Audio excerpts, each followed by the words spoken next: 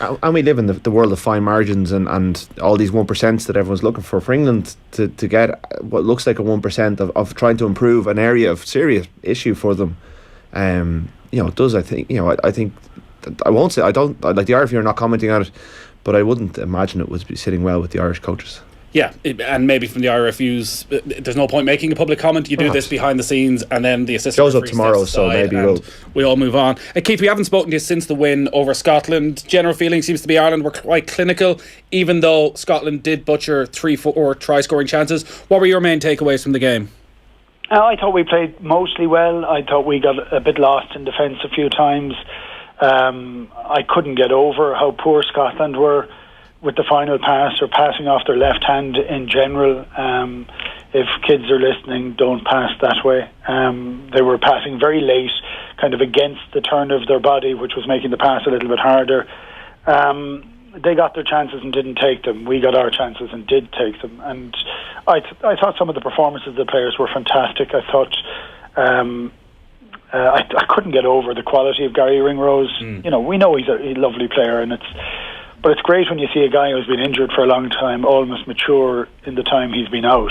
Just the fact that he's a little bit older and he's been watching an awful lot of rugby. He's thinking his way around it. I mean, the shift he put in for the game was pretty incredible for the amount of rugby he's played. His level of accuracy was incredibly high. I thought Rob Kearney played very well, very, very solid.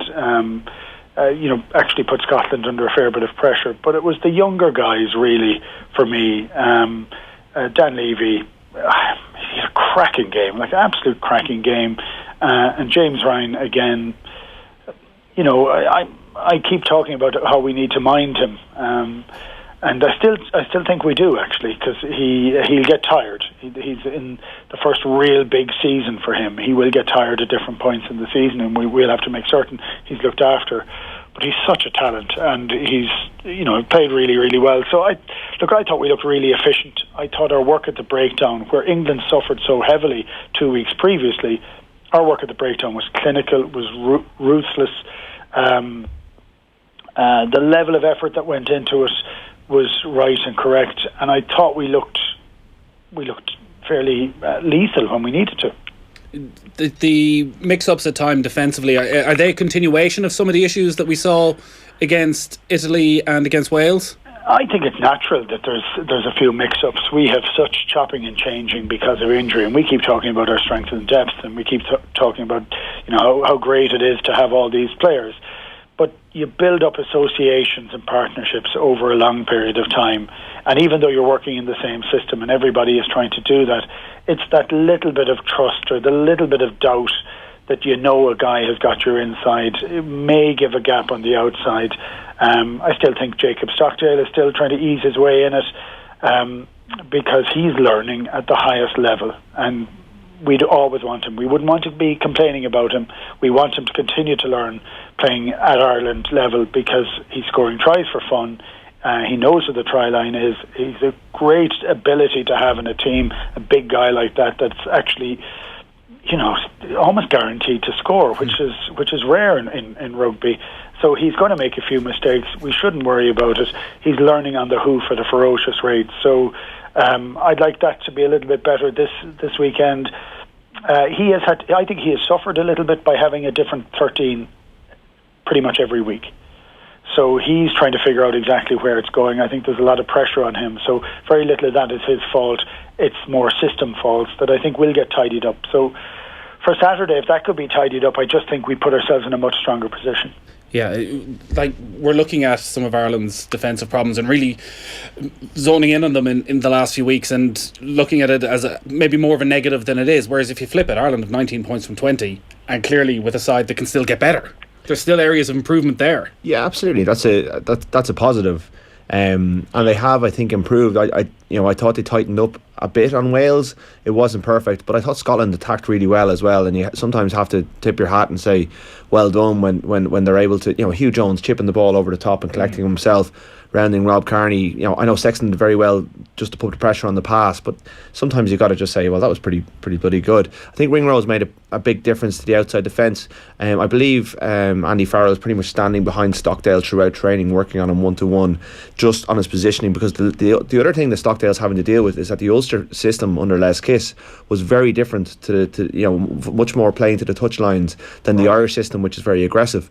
So I think Ringrose comes in with a real defensive nous. It's probably not what we know him for, but he and he's not known for his big hits. He's probably not as powerful as Farrell. He's not as powerful as Farrell, but he's a really good tackler. All those little issues that I pointed out a couple of weeks ago seem to have been ironed out by his second injury. He seems to have, got a bit of confidence in his shoulder. And there was one moment early in the second half, I think it was, where Stuart Hogg tries to beat him on the outside. He nails Stuart Hogg, and Scotland go into the middle, and Ringrose tracks around behind, and they truck it up in the middle, and Ringrose keeps tracking around behind, and they go wide left, the far touchline to where he made the tackle, and he nails Grant Gilchrist, the big second row, front on, with a really, really good tackle. And his work rate was just phenomenal, and his sense of where the play was going to go was almost O'Driscoll-esque. It was really, really impressive, and I think maybe we've forgotten a little bit of how good Ringrose was before he got injured, because all these other young lads have come along and made him almost old news.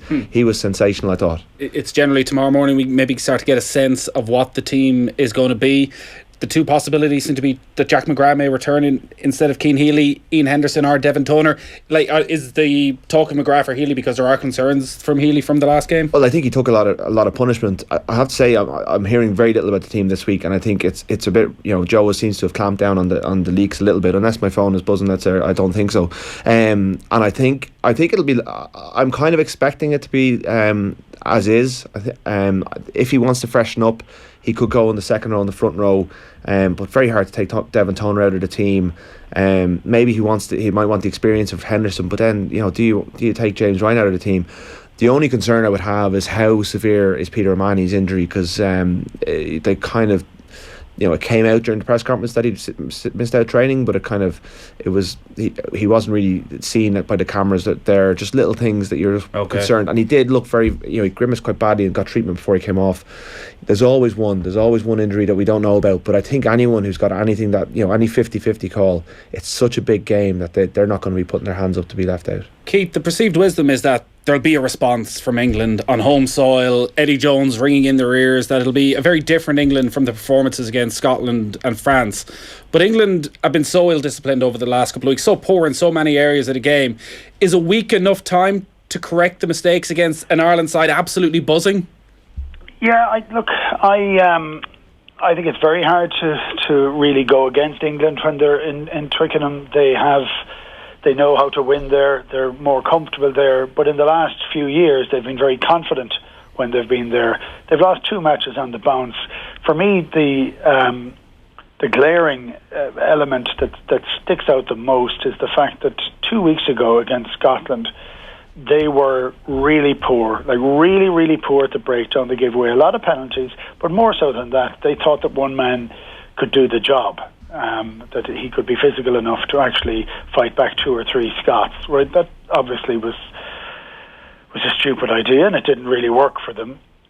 So they had 2 weeks to work on that before they played against France. And France spent 2 weeks doing exactly what Scotland did. They practiced what Scotland had actually tried to do against England, and then did the exact same thing against England, and it worked for them as well. Now, the fact that England hadn't made any change really in that 2 weeks is poor. So it's whether they can rectify that in a week. They're beaten down a little bit, emotionally, and having lost 2 on the bounce, but physically as well. They're also pretty sore. Now, so are Ireland. So it's which one can bring a little bit more energy to it at the very, very start. I think we hope we can go to Twickenham with an expectation that Ireland are going to have the level of physicality that we've shown over the last few weeks, that level of focus, which I have to say, it's the hallmark of Joe Schmidt's rugby. It is, some people would say not the most exciting in the world, but I have to say as a player, it's exciting when you have a win at the end of it and when you have the opportunity to go for a Grand Slam. And this is a really big stepping stone for Ireland. And when have we ever had an idea that you'd be calling a Grand Slam a stepping stone for a World Cup? And it is very important within that context. So I think Ireland are going to be fully up to it. I heard that afterwards there was no sense of celebration inside in the change room. Yes, everybody was tired and beaten and sore, but happy with the fact that they got that win, and they didn't know they'd won the championship at that stage, but they were happy to the point, but they knew there was an awful lot more to do. And I'm hoping that Ireland have and bring all of that up for the game on Saturday. For England, I'm not so sure. I think they look wrecked. And all the Lions players that have come back who have not had the rest that the Irish guys have had, I think their form is suffering somewhat.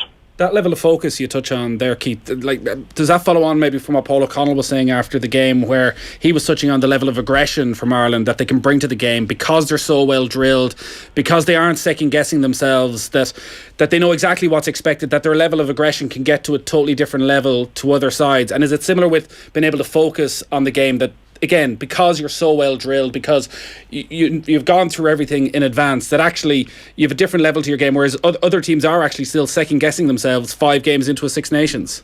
Well, at times what Ireland is doing is so simple, so perfectly well executed, that it doesn't give an awful lot of scope for the opposition. So a lot of the teams are getting beaten up against Ireland because we're guarding the ball incredibly well. We're doing the right thing at the right times. We're, we have a good kick chase when we need it to, but that's one of the other options as opposed to the way that we're playing all the time. We have a high level of efficiency. What was shown again last week was Gary Ringrose stepping into the first receiver role for that wraparound for the try, for Stockdale's try, which is brilliant to have somebody else apart from Johnny Sexton to do it. So we looked more comfortable. We looked as if we had a little bit of time on the ball. I think that does put pressure on England, to be honest. And I think they are... we're not wasting as much energy. It's a hard attritional game for the opposition. It's tough on us too, by the way, but we don't seem to be wasting a huge amount of energy. All our rugby coverage here on Off the Ball is with thanks to Vodafone, official sponsors of the Irish rugby team. We all belong to the team of us. Just on England then again, Keith, Don Armand, who has come in, the Exeter number 8, he's been added to the squad this week. He was saying, if you can't hit a breakdown, the fundamentals of rugby are something you'll struggle with. Being in rugby, it has to be one of your strengths. On England's breakdown then, and you look at most of the other teams and the players who get into the breakdown, it seems to be a real area of strength, particularly for Ireland right now. What's the problem there for England? Is it that they simply don't have the quality of players? Have they too many injuries in that area? Do they not have enough discipline? Are their tactics wrong? I think they're suffering very badly from not having Billy Vunipola in the squad. Him being injured has taken a huge amount away from England. So England are doing an awful lot of play behind the gain line, and their forwards are having to scramble an awful lot behind the gain line to win their own ball and mind the opposition's. Over the last couple of years, they weren't doing that. Vunipola was getting 5, 7, 10 metres over the gain line all the time. It's much easier to clear out a ruck at that situation. Chris Robshaw, who is a fine player, I think a really good, honest player, puts in a huge shift, but isn't an out-and-out 7, and I think they suffer from that somewhat as well. You also then had Courtney Laws playing on the flank, and he's the second row playing on the flank. And so England keep looking to try and play for big, strong men, and it isn't quite working for them.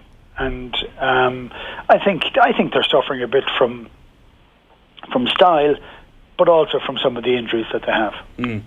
Rory, the breakdown, is it refereed very differently in the Premiership compared to the Pro 14? This has come up with Eddie Jones during the week. The people were saying, does he need to talk to Premiership clubs and almost try and have some sort of an influence, maybe the type of influence Joe Schmidt has, where he goes to the club and said, I need you, and I talk to the referees, I need this to be refereed differently. We need to look at what the other countries are doing. I'm not even sure it's a whole lot of refereeing. I think it's a philosophical thing as much as anything. I think the Premiership looked at the Premiership clubs and the players their coaches looked at the changes and the tweaks in the law book at the start of the season and said, well, we don't need to put as many bodies in. If we can win rucks with 1, we'll win rucks with 1. And that maybe is coming from Eddie Jones, because he's spoken about that as well. You fit 14 men in the defensive line because the defences aren't competing.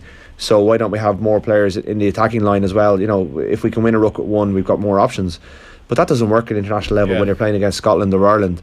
And Jones has spoken about this before, and he seems to think that this is the way rugby is going. And I was interested, I was watching an old Eddie Jones, it wasn't a motivational video, but it was a coaching video earlier. It was the wrong one. It was because otherwise I would have had a nice exclusive this morning where he was slagging off Ireland. But he was talking about how when he was going through bad patches with Japan, you have to, as a coach, he said, you have to stick to the philosophy that you have, and you have to believe in it fully, or else there's no point in doing it. If when people start criticising you, you may as well throw your hat at it. I think if he sticks with throwing one or two men into a ruck against Ireland, he's going to be in massive trouble, because Schmidt's teams and the Irish teams throughout the Champions Cup even have had massive success against the English clubs, because they've thrown loads of bodies in, and it's become a numbers game, and they've been able to either slow down or turn the English clubs ball over. The French clubs have done similarly, and we've seen only one English team progress in the Champions Cup. I think the tiredness of the Lions has something to do with it. I think the way that they didn't adapt to Jakob Piper last weekend, because the French players weren't rolling away and were tripping the English first arrivers up as they were going in. But that's something you have to you have to adjust to. The other teams adjust the referees better than England are doing at the moment. It was never a problem when they were winning 23 in a row. Yeah, it's going to be a very interesting dynamic to see what Eddie Jones does over the next couple of days, Keith. Whether he does respond or whether he sticks with what he knows and believes that it'll work out in the long run. Because I guess, Keith, it's hard to underestimate just how big a game this is for England. If they were to lose 3 in a row, lose out in a Grand Slam at home against Ireland, it's a long time till the next internationals. There's suddenly the grand plan building towards 2019 comes to a standstill. I think so, but more so than that, England losing in Twickenham is and can become incredibly tough on any coach. I was in London last week and had a conversation with Clive Woodward, and that idea that playing at home it's sacrosanct, sentiment changes if England lose at home. Because he's a tough Aussie guy, he does it his way, and that's absolutely fine when things are going well for you and you're getting all your wins. When you don't, you have a couple of losses, the snakes are coming out of the grass and some of the criticism is coming there. That builds up a bit of extra momentum as well. And I think an awful lot of the players are staying very quiet at the moment. And Eddie Jones is the one who's taking all the flack in terms of this. And, from a lot of English supporters would be saying, well, they would expect their English team to stand up at Twickenham and play properly. And it could lead to some interesting conversations in the team room to say, yeah, that's fine, you want to do it that way, Eddie, but if we're going to get beaten off each and every ruck and breakdown, we feel we have to put a couple of extra players in. You wonder, not a revolution in there, but you wonder whether the players are putting their hands up and arguing the case with it, because one of the other elements that we would say that England have been lacking in the last number of weeks has been on-field leaders. They've seen a little bit of a loss when they can't win a ruck ball. They don't seem to have a plan B, and that's one of the big criticisms as well. Has there been much Grand Slam talk out in Carton House? Is it something the players are really embracing? I think so. I think they finally started using the words anyway. I mean, I can understand the one game at a time thing. It's completely understandable. It may be frustrating from our perspective when we're trying to talk everything up, but Conor Murray spoke very well about it, and I do recall before Chicago, Conor Murray being quite markedly positive about what Ireland were going to do, and he said it again this week. We cannot go into our shell. We have to go out and win this ourselves. It's not about trying to win a 9-6 and holding on. Ireland, I think, to win, playing the way they do, need to go out and attack this game. CJ Stander spoke about it as well, just embracing the challenge, embracing the history, doing it for the players who've gotten injured along the way, the players who are missing out, Robbie Henshaw, Chris Farrell, Josh van der Fleer, players like that. And appreciating the moment. That was something that Johnny Sexton said. When he first came onto the scene in 2009, he was wearing bibs at training, and he was watching O'Connell, O'Gara, and everyone making those decisions. It's a big opportunity for these young players, and they need to realise it doesn't come around very often. What's your prediction? It's vacillating wildly by the day. I think marginally Ireland can do it, but England do not lose at Twickenham very often. Keith, if you were in that Ireland dressing room as captain, would you be telling all the players, would you be putting that extra level of pressure on them, saying this is possibly a once in a career opportunity to win a Grand Slam at Twickenham? I think you would. I think you need to be embracing that history. I will say there are certain players I don't like hearing making pronouncements before games. Conor Murray's not one of them. He has a sense of poise and leadership about him, and that if he's talking in those terms, that's the conversation that's happening inside as well. I think it's a nice feeling. You have to prove it though for every one of the 80 minutes on the field, and there's a lot of young guys there that won't know what it's like to even play in Twickenham. We'll get a bit of a shock at the size of it. It is a huge stadium. It is very, very loud. It will be baying. It will be not anti-Irish, but very pro-English. And it's a tough place to play. But how cool it would be if you can get a young team that would go there to win a Grand Slam there. How good that could be for us looking forward to the next 4 or 5 years. We're going to do it, Keith? I have to say I'm confident. Realistic, but confident. I think we win. All right, that's what we want to hear. Great stuff as always, Keith. We will talk to you again next week when hopefully Ireland are the Grand Slam champions. Rory, we'll talk to you, I'm sure, again over the next few days. All our Six Nations coverage on Off the Ball is with thanks to Vodafone, official sponsors of the Irish rugby team. We all belong to the team of us. Barcelona still leading Chelsea 2-0 on the night. We'll bring you up to date on that in a moment. Wednesday night rugby on Off the Ball with Vodafone, official sponsors of the Irish rugby team. We all belong to the team of us. Moncrief. Paul says, ooh, the Russians are coming. It's always the Russians. Boring. Paul's bored. If we said the Teletubbies were coming, Paul, out to play, would that be a bit more interesting? Moncrief. With Gas Networks Ireland. Back tomorrow on News Talk. Right. Get some air, go for a walk, clear your head, think about your future. Then, think about a pension. Talk to your employer, pension provider or financial advisor about your pension options. The Pensions Authority regulates occupational pension schemes and PRSAs and provides information to help you understand your pension. You can find out more at pensionsauthority.ie. At Bruce Betting, we're giving you more. More specials, more enhanced offers, more cashbacks and more markets. All on our easy-to-use iOS app. Download it now. Bruce Betting, giving you more. In-store, online and now on your phone. Please gamble responsibly. Urban Vault is the world's leading light-as-a-service provider. Hi, I'm Jamie Heaslip, and I only get involved in businesses with bright ideas. And I don't get much brighter than Urban Vault. They install energy-efficient LED lighting that pays for itself. Unlike other companies, Urban Vault removes the need for capital investment, so you can positively impact the world and your bottom line. Urban Vault, the energy efficiency company.